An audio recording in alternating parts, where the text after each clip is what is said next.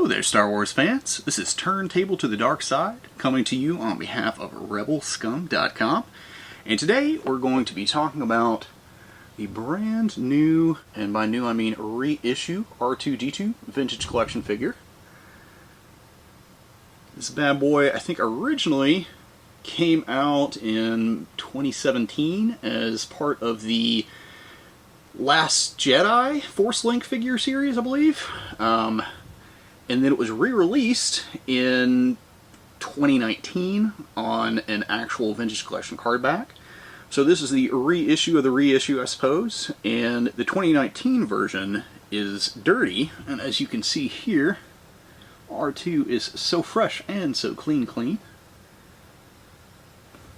And I think that's the main thing that sets this one apart from its original release. Now, Amazon screwed up and accidentally listed these for about $10, maybe 3 or 4 months ago when they were first announced.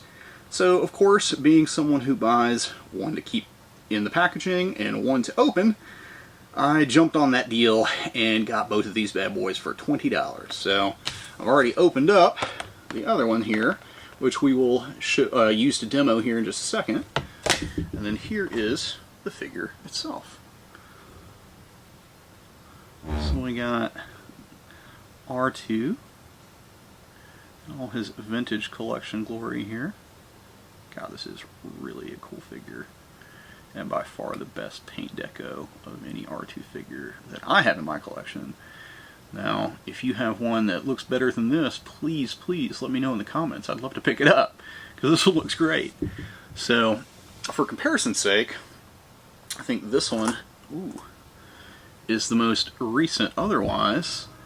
So this is the R2 figure that was a Walmart exclusive that has the periscoping piece at the top. So that's still pretty cool, and it is clean, you know. It has this, oh no, opening in his chest here, which is really cool. However, this newer figure doesn't have any of that, but is a much more solid and accurate looking figure in my opinion. So, here they are both side. Ooh, put that guy back in. Let's show them kind of side by side. You'll see what I'm getting at here. Both look very, very similar. Very similar. However, this one's a little bit bigger, the newer one, and I think it's a little more accurately sized. I think the thing about this figure that's so much better than the last release is it's actually sized appropriately, and scale appropriately rather, for the rest of the Vintage Collection figures. But the Walmart exclusive release that I have here, which came out I think in 2021 or something, I mean, you can immediately tell the size difference, right? The newer figure is also a little bit shinier, so the paint deco is a little bit different. And if we turn them around here, it becomes very obvious. As you can kind of tell there, see the paint deco is definitely different on the back. We've got much larger paint deco there. See the green dot, for example, how much bigger it is on the back of this one than it is on the Walmart release. So anyway, re-release or not, I think this is a fine addition to the Vintage Collection, and it's always nice to have a new R2, especially, you know, it's just kind of an evergreen figure, one that can always be slightly improved upon every few years maybe as figure technology advances, but overall I'm not sure how it gets much better than this. This is a fine R2-D2 figure, and any Vintage Collection collector should have one.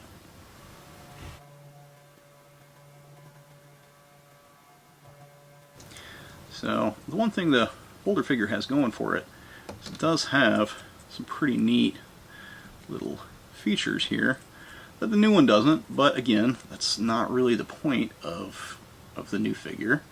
This was a cool, you know, way to release another R2 figure with some additional functionality unique to a specific scene in Return of the Jedi. And so, you know, very cool, very niche, very unique, still cool.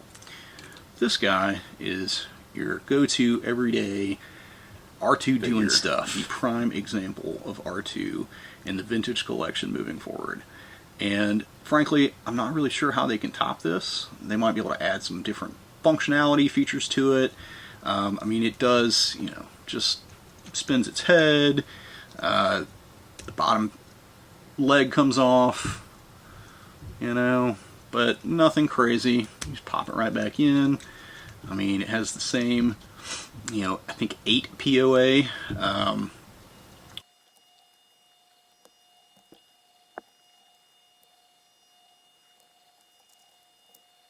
So pretty standard and comparable to the last few releases.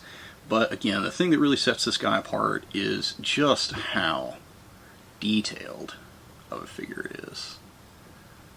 And it just looks great.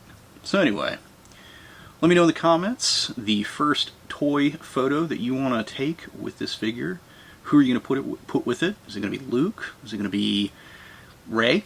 Let me know in the comments. So again, thank you guys so much for tuning in, and hopefully you liked the review. Hopefully you'll stick around for a few more. I think next up is probably going to be Captain Rex, comparing the newest release, which came out a couple weeks ago, to the older re-release, which came out, I think, last year. Again, this is Turntable to the Dark Side on behalf of RebelScum.com, and stay tuned for more reviews. I'll hopefully see you soon. This is the way.